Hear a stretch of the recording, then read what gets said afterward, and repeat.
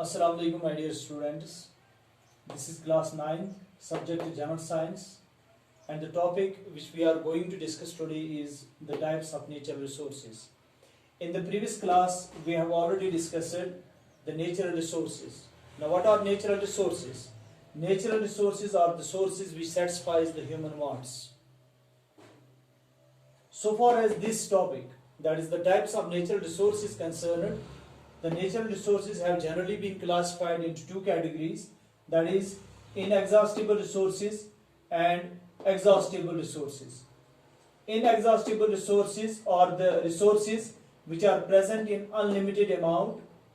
These resources are not likely to be perished by human activity or their use. For example, air, water and solar energy. This means that inexhaustible resources, इनकी जो मिकदार दुनिया के अंदर है, nature के अंदर है, दैट इज अनलिमिटेड. को हमें चाहिए भी उन्हीं रिसोर्सेज को ज़्यादा से ज़्यादा इस्तेमाल करें जिनकी मिकदार दुनिया के अंदर या नेचर के अंदर अनलिमिटेड है. यानी जितना हम इसको इस्तेमाल करें, जितना हम इनको यूज़ करें, ये पेरिश नहीं होती है, ये ख़त्म ही नहीं होती है.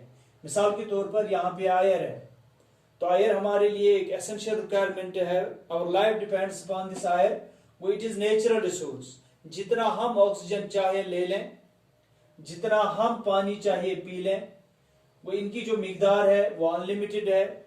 तो हमें चाहिए भी इनको प्रॉपर तरीके से इस्तेमाल करें, इनको ज़ाया भी ना करें, इनको पोल्यूट ना भी करें, इनको पोल्यूट भी ना करें. उसके बाद solar energy, and this is the energy coming from the सन.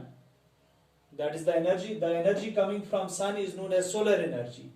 ये भी एक नेचुरल रिसोर्स है, मैन नेचुरल रिसोर्स. इसी नेचुरल रिसोर्स से एक बड़ी प्रोसेस हो रही है दुनिया के अंदर, दैट इज फोटोसिंथेसिस. यानी जिसकी वजह से दुनिया के अंदर जितने भी लिविंग ऑर्गेनिजम्स है वो इस पोजीशन में है कि वो अपना गुज़ा हासिल कर सकते हैं from the green plants.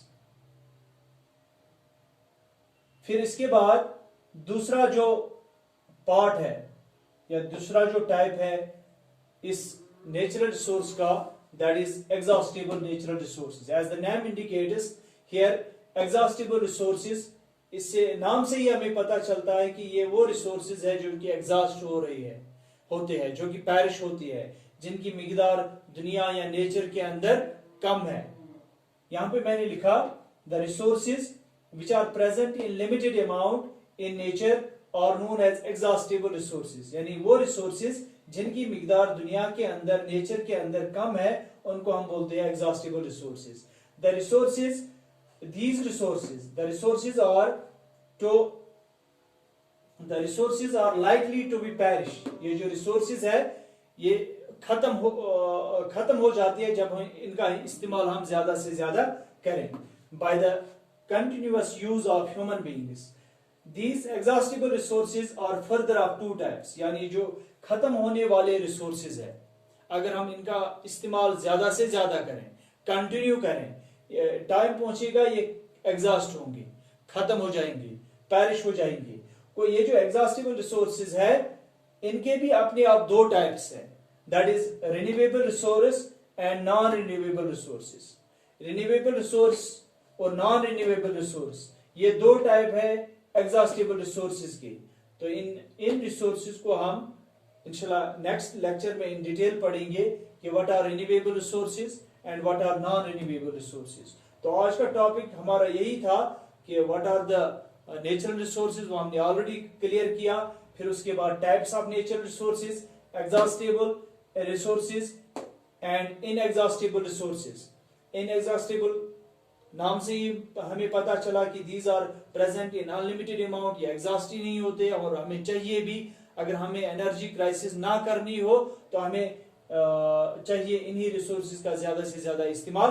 We should try to use these inexhaustible resources to maximum, and हमें चाहिए मिनिमम, यानी अप टू मिनिमम लेवल हमें एग्जॉस्टिबल रिसोर्सेज का इस्तेमाल करना चाहिए. तो आज हमारा टॉपिक यही था, टाइप्स ऑफ नेचुरल रिसोर्सेज.